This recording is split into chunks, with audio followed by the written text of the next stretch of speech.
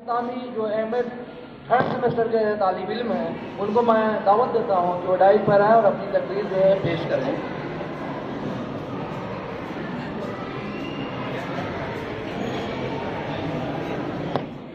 السلام علیکم ورحمۃ اللہ وبرکاتہ۔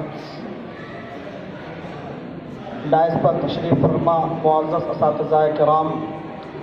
اور عزیز ساتھیوں،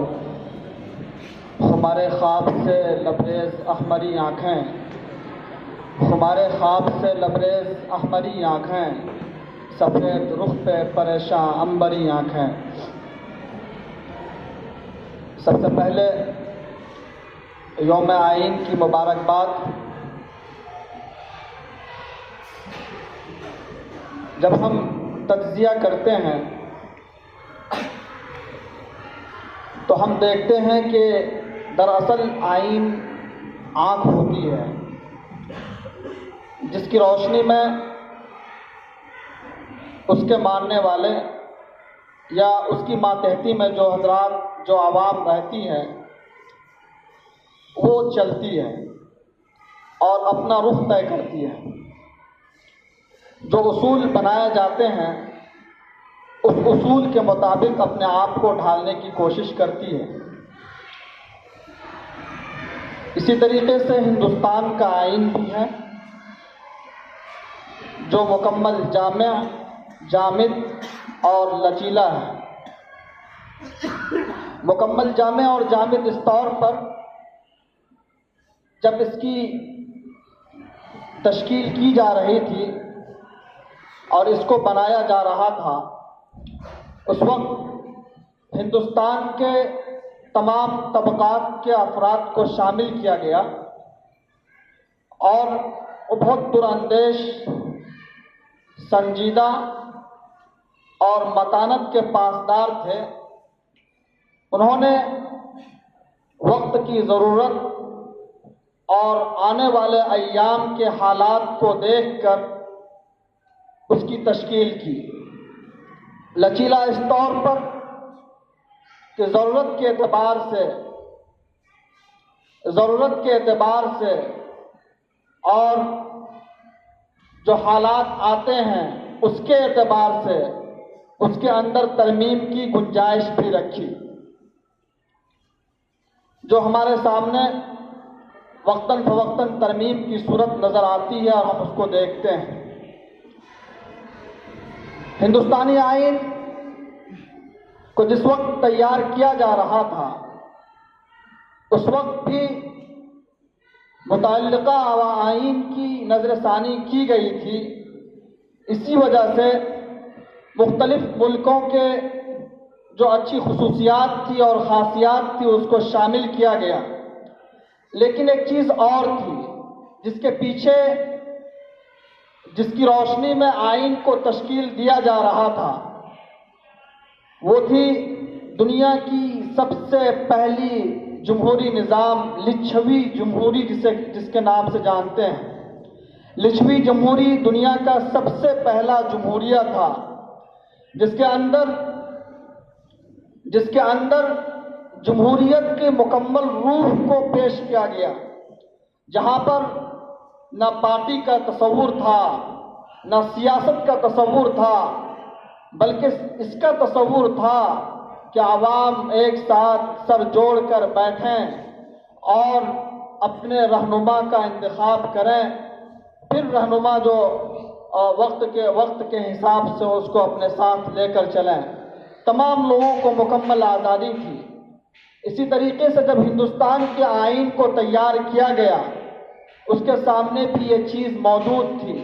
انہوں نے بھی اسی چیز کو اختیار کیا کہ ہندوستان کا آئین اور یہاں کا جمہوریہ بھی ویسے ہی ہوگا جیسے لچھوی جمہوریہ تھا۔ اسی کی روشنی میں اس کو تیار کیا۔ لیکن میرے شعر کا جو دوسرا مصرع ہے کہ سفید رخ پہ پریشان عنبری آنکھیں، آج ہم کو یہ دیکھنے کو ملتا ہے۔ ہونا تو یہ تھا کہ ہم تمام افراد جو یہاں پر بستے ہیں اس آئین کو اپناتے اور اپناتے بھی ہیں، اس کے مطابق زندگی گزارتے بھی ہیں، لیکن کہیں نہ کہیں ہمیں ڈر اور خوف بھی محسوس ہوتا ہے۔ وہ یوں کہ ہر جگہ کہا جاتا ہے کہ آئین کے مطابق کام ہوتا ہے، ٹھیک ہے، لیکن وہاں پر ایک ایکسٹرنل فورس کام کرتا ہے جس کو آئین کی روح میں شامل نہیں کیا گیا ہے، جس کو آئین کی روح میں شامل نہیں کیا گیا ہے، وہ خارجی عنصر کام کرتا ہے، وہ ہے سیاسی پارٹیاں اور سیاست، جو نہ لچھوی جمہوری کے روح میں شامل تھا اور نہ ہی جب ہندوستان کے جمہوریہ کو تشکیل دیا جا رہا تھا اور یہاں کی آئین کی تعمیر کی جا رہی تھی، اس کے اندر اس چیز کو شامل کیا۔ تو وہ چیز کہ آخر کار یہ چیز کہاں سے آئی کہ اس کے اندر دخل اندازی کرے اور مداخلت کرے اور آئین کی جو روح ہے اس کو پامال کرے، آخر یہ چیز آئی تو آئی کہاں سے؟ حالانکہ آئین مکمل رہنما تھا، اس کے مطابق اس کی روشنی میں ہم کو زندگی گزارنی تھی، چاہے وہ بڑے سے بڑا آدمی ہو، کوئی قد آور لیڈر ہو، یا نیچے میں یا پس زمین پر بسنے والا انسان ہو، افلاس اور خط افلاس سے نیچے زندگی گزارنے والا افراد ہو، سب ایک سمان تھے، برابر تھے، آئین کی روشنی میں ہے بھی۔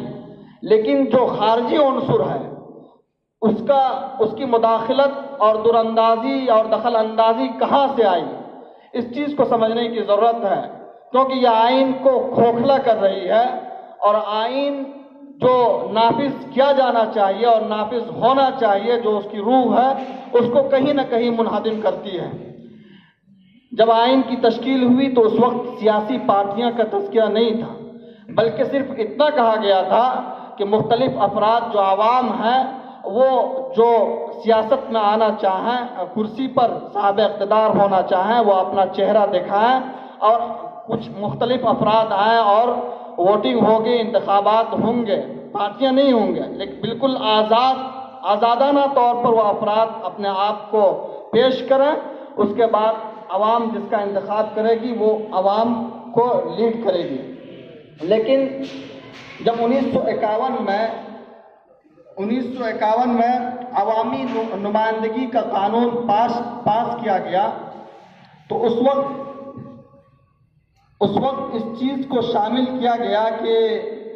سیاسی پارٹیاں بھی ہوں گی۔ عوامی نمائندگی کا قانون پاس کر کے